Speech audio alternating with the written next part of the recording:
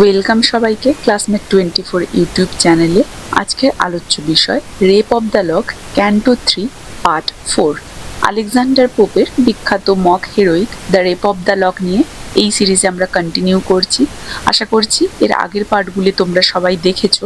যারা যারা দেখোনি অবশ্যই আমার চ্যানেল থেকে সেই ভিডিওগুলি দেখে নেবে, তাহলে আজকের অংশটা তোমাদের বুঝতে সুবিধা হবে। এছাড়াও রেপ অব দ্য লকের ওপরে আমি ক্যান্টো 1 এবং 2 এর জন্য SLST 2025-এর প্রস্তুতির উদ্দেশ্যে লাইন বাই লাইন ব্যাখ্যা সহ ক্যান্টো 1 এবং 2 A to Z ক্লাস করিয়েছি। আশা করি সেই অংশের ভিডিওগুলিও সবাই দেখেছো। যারা যারা দেখোনি এখনো তারা চাইলে আমার প্লেলিস্টে দেওয়া থাকছে ক্যান্টো 1 এবং 2 পুরো কভার করে যে সমস্ত ক্লাসগুলি রয়েছে। আশা করি তাতে তোমাদের আগামী যে কোনো পরীক্ষার প্রস্তুতি খুবই হেল্প হবে। তোমাদের PSCর সিলেবাসে রেপ অব দ্য লক ফুল পোমটি রয়েছে, তাই এই সিরিজে রেপ অব দ্য লকের উপরে প্রত্যেকটি ক্যান্টো নিয়ে line by line in detail explanation সহ ক্লাসেস থাকছে। তাই যারা যারাই PSCর প্রস্তুতি নিচ্ছ, আশা করি রেপ অব দ্য লকের উপরে A to Z এই সমস্ত canto based line by line এক্সপ্লেনেশনের এই ক্লাসগুলি তোমাদের আগামী পরীক্ষার প্রস্তুতিতে ভীষণ হেল্পফুল হবে। তাই চ্যানেলটা সাবস্ক্রাইব করে সবাই বেল আইকনটা প্রেস করে দেবে, এবং ভিডিওটি ভালো লাগলে একটা লাইক এবং একটা শেয়ারের পাশাপাশি একটা হাইপও করে দিও। এবং PSCর অ্যাসপিরেন্টসরা তোমরা চাইলে আমাদের পেইড মেম্বারশিপ গ্রুপ জয়েন করতে পারো, যেখানে PSCর অ্যাসপিরেন্টসদের উদ্দেশ্যে ফুল সিলেবাস কভার করে আগামী পরীক্ষার প্রস্তুতির উদ্দেশ্যে সমস্ত গুরুত্বপূর্ণ ক্লাসেস থাকছে, সঙ্গে প্রশ্ন উত্তর সহ বিভিন্ন গুরুত্বপূর্ণ প্র্যাকটিস সেট। এছাড়াও PSCর অ্যাসপিরেন্টসরা চাইলে ফুল সিলেবাস বেসড সমস্ত গুরুত্বপূর্ণ টপিক নিয়ে প্রশ্ন উত্তর সহ ইন ডিটেলস নোটস চাইলে তোমরা সরাসরি আমাদের এই হোয়াটসঅ্যাপ নাম্বারে কন্ট্যাক্ট করতে পারো, যেখানে সমস্ত গুরুত্বপূর্ণ নোটস এবং প্রশ্ন উত্তর তোমরা PDF আকারে পেয়ে যাবে। আশা করি এই সমস্ত গুরুত্বপূর্ণ নোটস, ওয়ান লাইনার্স এবং প্রশ্ন উত্তর সহ প্র্যাকটিস সেটগুলো আগামী পরীক্ষাতে তোমাদেরকে খুবই হেল্প করবে। আর ইংলিশ রিলেটেড যে কোনো ধরনের কোয়ারি থাকলে বা এক্সাম রিলেটেড যে কোনো ধরনের কোয়ারি থাকলে তোমরা সরাসরি আমার টেলিগ্রাম গ্রুপ বা হোয়াটসঅ্যাপ চ্যানেলে যুক্ত হয়ে যেতে পারো। টেলিগ্রাম গ্রুপের লিঙ্ক, হোয়াটসঅ্যাপ চ্যানেলের লিঙ্ক এবং পেইড মেম্বারশিপ গ্রুপের লিঙ্ক এই ভিডিওর ডেসক্রিপশন বক্সে আমি উল্লেখ করে দিচ্ছি। তো দেখো, এর আগের পার্টে আমরা যতদূর কন্টিনিউ করেছিলাম তারপর থেকে এই পার্টে আমি শুরু করছি। আশা করি সবাই মন দিয়ে দেখবে। এই অংশে আমরা দেখব বেলিন্ডা এবং ব্যারনের মধ্যে যে ওমরে নামক তাস খেলার একটা যুদ্ধ বর্ণনা করা হচ্ছে।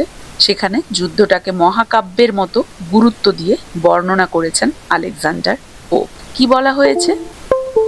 The knave of diamonds tries his wily arts and wins, O shameful chance, the queen of hearts. The knave মানে কে? সেই গোলাম বা জ্যাক, তাসের সেই পাতা। of diamonds, diamond suit, wily মানে ধূর্ত বা চতুর, আর আর্ট মানে কৌশল। তাহলে এখানে সেই ডায়মন্ডের গোলাম তার ধূর্ত কৌশল প্রয়োগ করে এবং জিতে নেয়, সেটা বলা হচ্ছে। ও কি লজ্জাজনক সুযোগ, কুইন অফ হার্টস। তাহলে এখানে ব্যারনকে ডায়মন্ডের গোলামের সাথে তুলনা করা হয়েছে। সে কৌশলে বেলিন্ডার সবচেয়ে শক্তিশালী তাস কুইন অফ হার্টসকে জিতে নিচ্ছে। বলা হচ্ছে the knaves of diamond tries to wily arts. Diamond স্যুটের জ্যাক বা গোলাম তার ধূর্ত কৌশল প্রয়োগ করতে শুরু করলো। মানে তাসের খেলাকে যুদ্ধের মতো দেখানো হচ্ছে। উইলি আর্ট শব্দটা মানুষের কুটচাল বা রাজনৈতিক কৌশলের দিকে ইঙ্গিত দিচ্ছে। তুচ্ছ তাসের খেলাকে পোপ মহাকাব্যিক গুরুত্ব দিচ্ছে, তাই এটা মক এপিক টোন বা টেকনিক ইউজ করেছে আমরা বলবো। তাই বলা হচ্ছে যে ব্যারনকে ডায়মন্ডের গোলামের সাথে এখানে তুলনা করা হচ্ছে। সে তার কৌশল প্রয়োগ করে বেলিন্ডার সবচেয়ে শক্তিশালী তাস কুইন অফ হার্টসকে জিতে নিচ্ছে। উইন্স মানে জিতে নেয়, শেমফুল চান্স মানে লজ্জাজনক দুর্ভাগ্য, আর কুইন অফ হার্টস মানে হার্টসের রানী। তাহলে সেই গোলাম বা জ্যাক দুর্ভাগ্যজনকভাবে হার্টসের রানীকে জিতে নিচ্ছে। হার্টসের রানী বেলিন্ডার প্রতীক, বোঝা গেছে। রানীর পরাজয় মানে নারীর সম্মান বিপন্ন হয়ে যাচ্ছে। এখানে সেমফুল চান্স, সমাজের চোখে নারীর পরাজয় হচ্ছে, লজ্জার ধারণা প্রকাশ করছে, তাই বলা হচ্ছে এই কথাটি। At this, the blood of virgin's cheek forsook, a livid paleness spreads over all her look. Virgin মানে কুমারী, এখানে বেলিন্ডাকে বলা হয়েছে ভার্জিন। চিক বলতে বেলিন্ডার চিক। চিক ফরসুক, গাল থেকে রক্ত সরে গেল। মানে ফ্যাকাশে ভাবে তার সারা মুখে ছড়িয়ে পড়ল। মানে এতে কুমারী বেলিন্ডার যে গাল থেকে রক্ত সরে গিয়ে ফ্যাকাশে ভাবে তার সারা মুখে ছড়িয়ে পড়ল সেটা বলা হয়েছে। বেলিন্ডার ভয়, লজ্জা এবং মানসিক আঘাত প্রকাশ করেছে। তাসের খেলা যেন বাস্তব জীবনের সম্মানহানির প্রতীক হয়ে উঠেছে এখানে। লিভিড, লিভিড মানে মৃতের মতো ফ্যাকাশে, পেলনেস মানে ফ্যাকাশে ভাব, ওভার, জুড়ে। তাই বলা হয়েছে তার পুরো মুখ জুড়ে মৃতের মতো ফ্যাকাশে ভাব ছড়িয়ে পড়ল। মানে বেলিন্ডার আতঙ্ক এবং সংকটের মুহূর্তটাকে এখানে তুলে ধরা হয়েছে, যেন যুদ্ধে আহত কোনো যোদ্ধার মতো দৃশ্য এটা এক্সাজারেট করা হয়েছে। তাই বলা হচ্ছে যে এতে কুমারীর গাল থেকে রক্ত সরে যায়, ফ্যাকাশে ভাবে তার সারা মুখে ছড়িয়ে পড়ে। মানে বেলিন্ডা খেলা হারানোর ভয়ে বা খেলাতে নিজে হেরে যাওয়ার ভয়ে আতঙ্কিত হয়ে পড়ে, তার মুখের রক্তিম আভাটা চলে যায়, গাল থেকে রক্ত সরে যাওয়া মানে সেই আভাটার কথা বলা হচ্ছে, এবং মুখটা ফ্যাকাশে হয়ে যাচ্ছে আভাটা চলে যেতে, যেটা মহাকাব্যের নায়িকাদের গভীর দুঃখ বা আঘাতের অভিব্যক্তির সাথে তুলনা। She sees and trembles at the approaching eel, just in the jaws of ruin and crocodile. তাহলে she sees, trembles মানে হচ্ছে কাঁপতে থাকে, approaching eel মানে আসন্ন বিপদ, সে আসন্ন বিপদ দেখতে পেয়ে কাঁপতে থাকে। বেলিন্ডা ভবিষ্যতে পরাজয় এবং অপমানের আশঙ্কা করছে। সামান্য তাসের খেলাকে ভয়াবহ বিপর্যয়ের মতো দেখানো হয়েছে। সে আসন্ন মন্দ দেখেও কাঁপছে, ঠিক ধ্বংসের মুখে যেমন মানুষ হয়। জস অফ রুইন, ধ্বংসের মুখ। কোডাইল মানে কি? ওমরে খেলার সম্পূর্ণ পরাজয়। এখানে ধ্বংস এবং সম্পূর্ণ পরাজয় তুলে ধরা হয়েছে। বেলিন্ডা যেন ধ্বংস এবং সম্পূর্ণ পরাজয়ের মুখে দাঁড়িয়ে রয়েছে। কোডাইল মানে হচ্ছে সম্পূর্ণ পরাজয়। বেলিন্ডার সামাজিক মর্যাদা সম্পূর্ণ ক্ষতির প্রতীক হয়ে রয়ে গেল এখানে। বেলিন্ডা বুঝতে পারেন যে তার পরাজয় একদম আসন্ন। কডিল হলো ওমরে খেলায় হেরে যাওয়ার একটা শব্দ। সে আসন্ন মন্দ দেখে কেঁপে উঠল, ঠিক ধ্বংসের মুখে এবং কডিলের মুখে সে কেঁপে উঠল, এটাই বলা হচ্ছে। নাও and now as often in some distempered state on one nice trick depends the general fate. কি বলা হয়েছে আবারও? অফেন, প্রায়, ডিস্টেম্পার্ড স্টেট মানে অস্থির বা বিশৃঙ্খল রাষ্ট্র। বলা হচ্ছে এখন যেমন অস্থির রাষ্ট্রে প্রায়ই ঘটে থাকে। মানে এখানে তাস খেলাকে রাষ্ট্রীয় একটা রাজনীতির সাথে তুলনা করা হয়েছে। পোপ সামাজিক এবং রাজনীতির একটা ব্যঙ্গ করেছেন। নাইস ট্রিক মানে সূক্ষ্ম চাল, আর জেনারেল ফেট মানে সামগ্রিক ভাগ্য। বলা হচ্ছে একটা সূক্ষ্ম চালের ওপরে পুরো ভাগ্য নির্ধারণ করতে যেন সবাই অপেক্ষা করছে। মানে একটা পুরো সূক্ষ্ম চালের ওপরে সমগ্র ভাগ্যটা যেন নির্ভর করছে। এটা যুদ্ধর মতো শোনাচ্ছে, রাষ্ট্রনীতির মতো শোনাচ্ছে, কিন্তু বাস্তবে কি? এটা তাসের খেলা।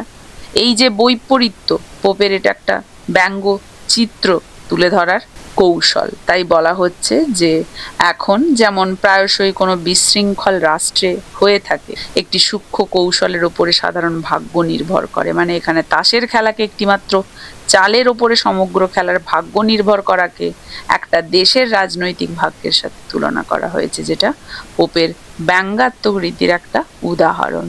And as of herds steps forth, the king unseen, locked in her hand and mourned his captive queen.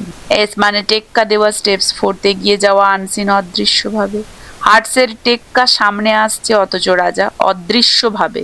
এখানে নাটকীয় একটা উত্তেজনা তৈরি করা হয়েছে, রাজা যেন গোপনে যুদ্ধের জন্য প্রস্তুত। লাকড মানে লুকিয়েছিল, ক্যাপটিভ মানে বন্দি। রাজা তার হাতে লুকিয়েছিল এবং বন্দি রানীর জন্য শোক করছিল। মানে রাজা ও রানী যে প্রেমিক প্রেমিকার প্রতীক, পোপ তাসের পাতাকে একটা মানবিক আবেগ দিয়ে দেখিয়েছেন এখানে। তিনি বলেছেন হার্টসের টেক্কা এগিয়ে আসছে, অদৃশ্য রাজা তার হাতে লুকিয়েছিল এবং তার বন্দি রানীর জন্য শোক করছিল। বেলিন্ডা হার্টসের টেক্কাটি খেলছেন এখন রাজা মানে কিং তার রানী হারানোর কষ্টে লুকিয়ে আছে বলে কল্পনা করা হচ্ছে যেন। কারণ রানীকে তো হারিয়ে ফেলেছে, তাই তো, ক্যাপটিভ বন্দি হয়ে গেছে রানী, তাই যেন রাজা শোক প্রকাশ করছে, এমনটাই বলা হচ্ছে। He springs to vengeance with an eager pace and falls like thunder on the prostrate as the nymph exulting fills with shouts the sky The walls, the woods, and long canals reply. He springs to vengeance with an eager pace. Springs মানে ঝাঁপিয়ে পড়ে, ভেনেজেন্স মানে প্রতিশোধ, এগার মানে উদ্গ্রীব। রাজা উদ্গ্রীব হয়ে প্রতিশোধ নিতে ঝাঁপিয়ে পড়ে। সে দ্রুত গতিতে প্রতিশোধ নিতে ঝাঁপিয়ে পড়ে এবং বজ্রের মতো সে কোথায় পড়ে? টেক্কার ওপরে গিয়ে। রাজা টেক্কাটিকে হারিয়ে দেয়, বেলিন্ডা খেলায় ফিরে আসে।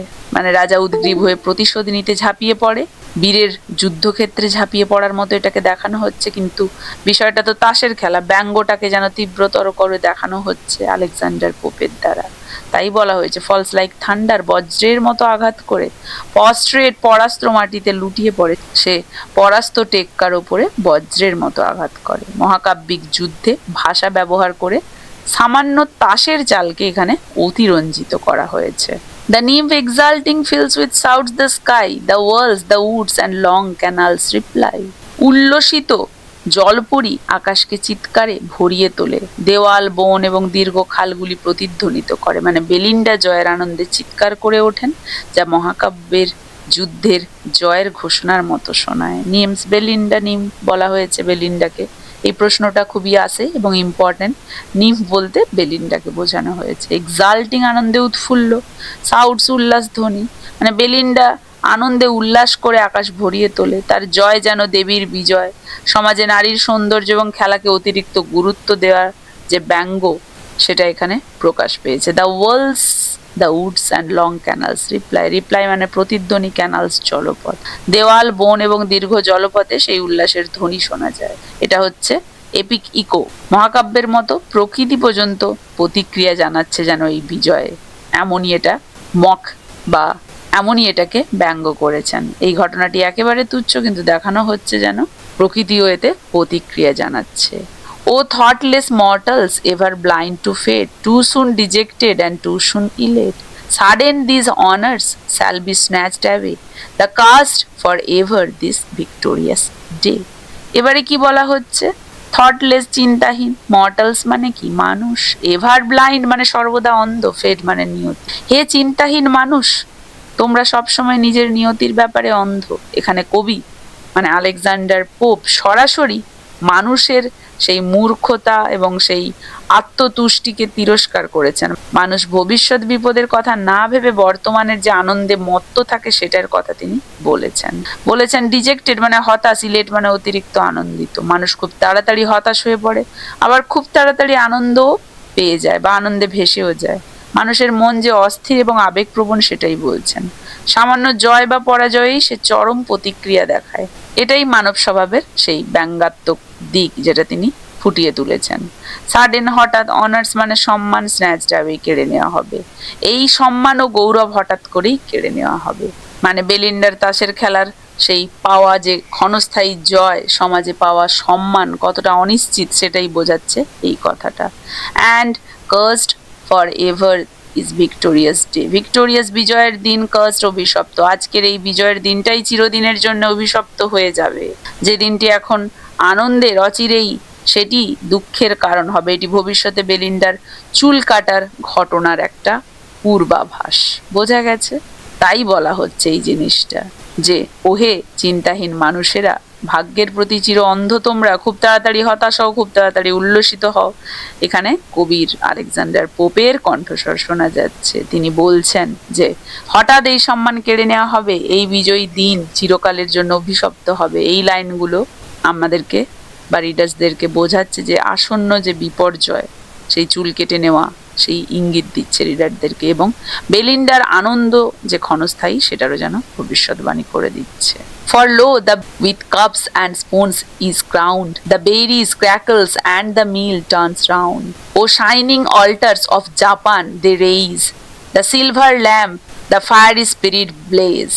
From silver spout the grateful liquor glide, while China's earth receives the smoking tide. কি বলা হয়েছে দেখো।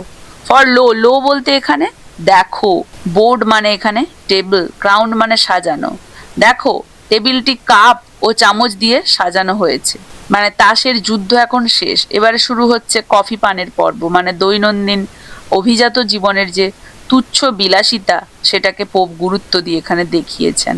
বেরিজ কফির দানা, ক্র্যাকল মানে সেই ফটফট শব্দ করা, আর মিল মানে কফি পেপার যন্ত্র। কফির দানাগুলো ফটফট শব্দ করছে আর পেশার যন্ত্র যেন ঘুরছে। On shining altars of Japan they raise. Shining মানে চকচকে, অল্টার্স মানে বেদি, জাপান মানে জাপানি বর্নিশ করা টেবিল। চকচকে জাপানি বেদির উপর তারা প্রস্তুতি নিচ্ছে। কফি টেবিলকে ধর্মীয় বেদির মতো দেখানো হয়েছে। অভিজাত সমাজের সেই ভোগবাদ যেন নতুন একটা ধর্ম হয়ে উঠেছে এখানে। কি বলা হচ্ছে যে কারণ দেখো বোর্ডটি কাপ এবং চামচ দিয়ে পূর্ণ, কফি বিনস ফাটছে, মিল ঘুরছে, খেলার শেষে কফি তৈরির আয়োজন করা হচ্ছে। বেরিজ মানে কফি বিনস বা সেই কফিগুলোকে যেন টুকরো করে সেগুলোকে চূর্ণ করা হচ্ছে। এই কফির প্রভাবই ব্যারনকে তার মূল পরিকল্পনা বাস্তবায়নে উৎসাহিত করবে। On shining altars of Japan they raise. Shining মানে চকচকে, অল্টার মানে বেদি, জাপান মানে জাপানি বার্নিশ করা টেবিল, মানে চকচকে জাপানি বেদির ওপরে তারা প্রস্তুতি নিচ্ছে, তাই তো। কফি টেবিলকে ধর্মীয় বেদির মতো দেখানো হয়েছে। অভিজাত সমাজের ভোগবাদ যেন নতুন একটা ধর্ম, যেটা বললাম। The silver lamp the fiery spirits bless. Silver lamp মানে রূপোর বাতি, ফায়ারি স্পিরিট মানে আগুনের শিখা। রূপোর বাতি জ্বলে উঠছে, আগুনের শিখা দপদপ করে জ্বলছে। কফি তৈরির আগুনকে যজ্ঞের পবিত্র আগুনের সঙ্গে তুলনা করা হয়েছে। এক্সাজারেশন এখানে দেখানো হচ্ছে।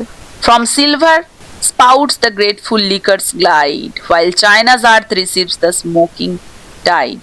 রূপলি নল দিয়ে সুস্বাদু পানীয় গড়িয়ে আসছে, যখন চীনামাটির পাত্র ধোঁয়া ওঠা স্রোত গ্রহণ করছে।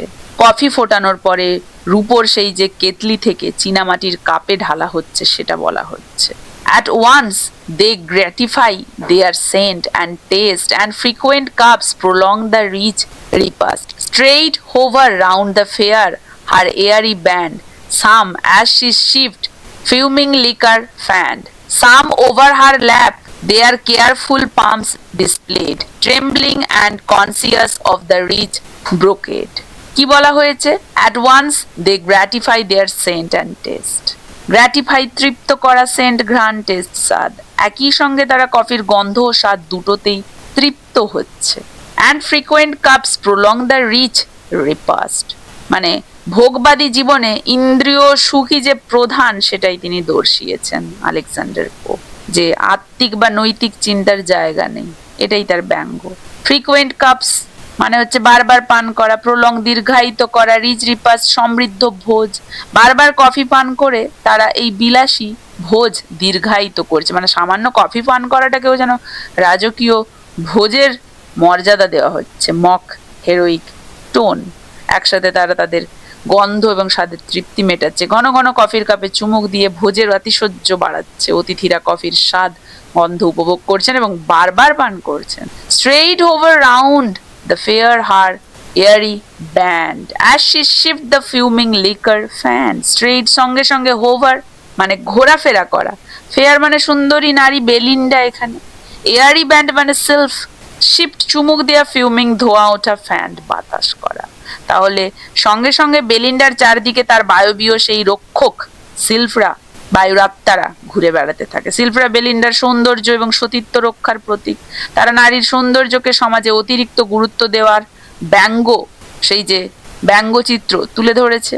বেলিন্ডা যখন কফিতে চুমুক দিচ্ছিল, তখন কেউ কেউ এসে কফির ধোঁয়া বাতাস করে দিচ্ছিল, মানে অত্যন্ত তুচ্ছ আরামকেও এখানে দেবতুল্য যত্নে দেখানো হচ্ছে। ব্যঙ্গাত্মক একটা অতিরঞ্জন করে দেখানো হচ্ছে জিনিসটা। সোজা হয়ে তার চারপাশে ঘোরে সেই সিলফরা, কেউ কেউ যখন সে চুমুক দিচ্ছিল তখন তার ধোঁয়া ওঠা পানীয়তে বাতাস করছিল। বেলিন্ডাকে সাহায্য করার জন্য তার অভিভাবক সিলফরা উড়ে আসছে, তারা কফিতে বাতাস করে বেলিন্ডাকে সাহায্য করছে, সেটাই বোঝানো হচ্ছে।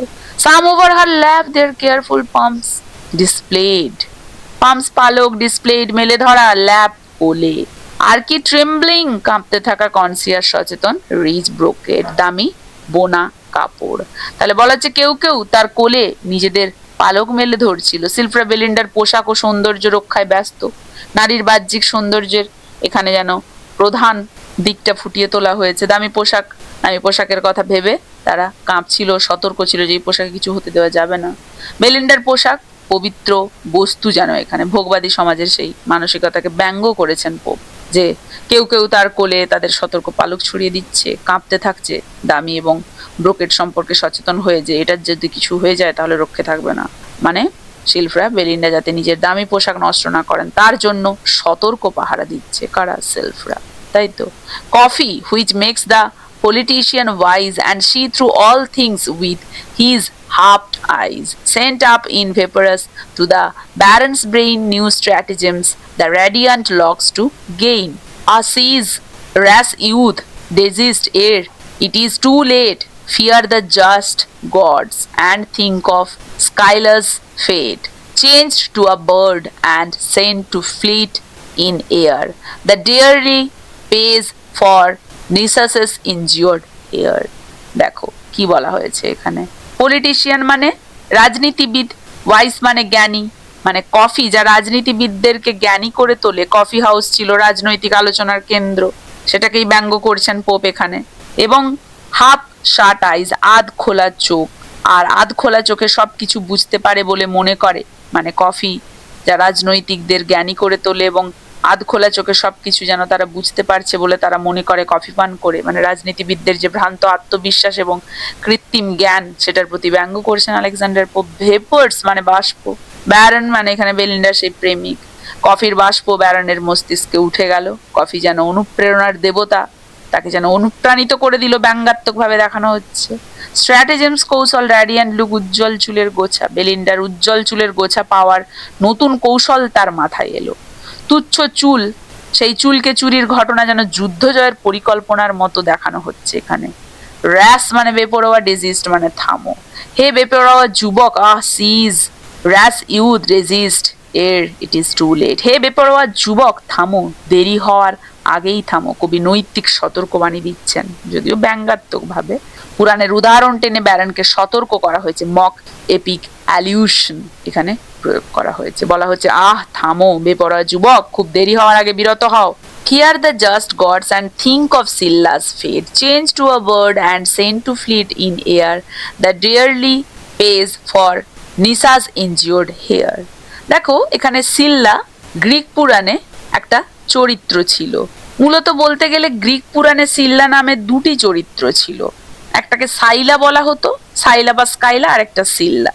তো সিল্লা যেটা পাখি হয়েছিল সেই কাহিনীটা এরকম ছিল যে সিল্লা ছিল মেগারা শহরের রাজা নিসাস, NISUS, নিসাসের কন্যা। মেগারা শহরের রাজা নিসাসের কন্যা। যখন ক্রিটের রাজা মিনোস মেগারা আক্রমণ করেন তখন সিল্লা মিনোসের প্রেমে পড়ে যান।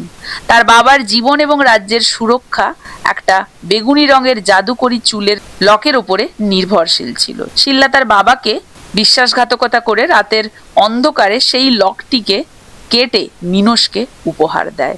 মিনোস সিল্লার এই বিশ্বাসঘাতকতায় ঘৃণা প্রকাশ করেন।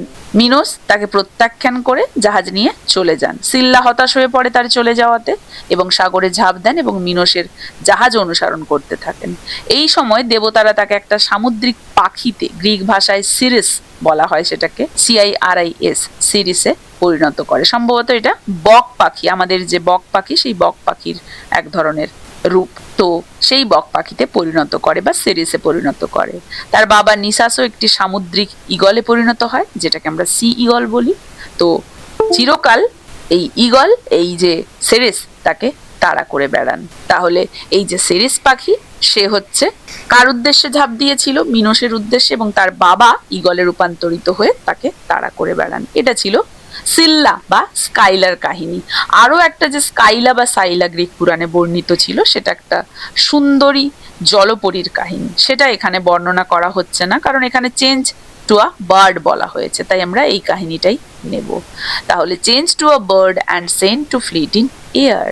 তাহলে বলা হয়েছে যে সিল্লা বা স্কাইলা বা সাইলা পাখিতে রূপান্তরিত হয়ে আকাশে উড়তে যেমন বাধ্য হয়েছিল, সে নিসাসের ক্ষতি করা চুলের জন্য চড়া মূল্য দিয়েছিল। তাহলে পৌরাণিক কাহিনী সাইলার বা সিল্লার উদাহরণ টেনে আনা হয়েছে এখানে, যিনি কিনা তার বাবার চুল কেটে শত্রুকে দিয়েছিলেন এবং শাস্তিস্বরূপ পাখিতে পরিণত হয়েছিলেন। তাই আসন্ন ঘটনার একটা সতর্ক বার্তা হিসেবে আলেকজান্ডার পোপ ব্যারনকেও যেন সেটা শোনাচ্ছে, তুমি যে কাজটা করতে চলেছ সেটার পরিণামও কিন্তু ভয়ঙ্কর হতে পারে। তাই এইসব করার আগে থামো হে যুবক, ভাবো, তাই না? সেই dearly plays for Nisa's injured hair, যেভাবে সেই সিল্লা বা সাইলা বা স্কাইলা তার সেই কৃতকর্মের মাসুল চুকিয়েছিল। এটাও কিন্তু সেই ধরনের একটা কাজ যেটা তুমি করতে যাচ্ছ, যার ফলে অন্য না কিছু হয়ে দাঁড়ায়। তাই থামো ওহে যুবক, বেপরোয়া যুবক, খুব দেরি হওয়ার আগে বিরত হও। ন্যায়পরায়ণ দেবতাদের ভয় করো, তারা ন্যায় করতে নামলে কিন্তু তোমার ভাগ্যেও এমন কোনোই পরিণতি হয়ে দাঁড়াতে পারে। তাই তো এভাবেই তিনি যেন সতর্ক করছেন, কে? কবি আলেকজান্ডার পোপ সেই ব্যারনকে তার কাজ করা থেকে যেন সতর্ক করতে চাইছেন। আশা করি এতদূর পর্যন্ত সবাইকে ভালোভাবে বোঝাতে পেরেছি। কারো কোথাও অসুবিধে নেই। কার কেমন লাগলো অবশ্যই জানাবে। ভালো লাগলে একটা লাইক এবং একটা শেয়ার করে দেবে। এই অংশটা তাহলে এখানেই শেষ করছি। দেখা হচ্ছে রেপ অফ দ্য লকের ক্যান্টো 3 শেষ অংশটা নিয়ে এর পরবর্তী পার্টে।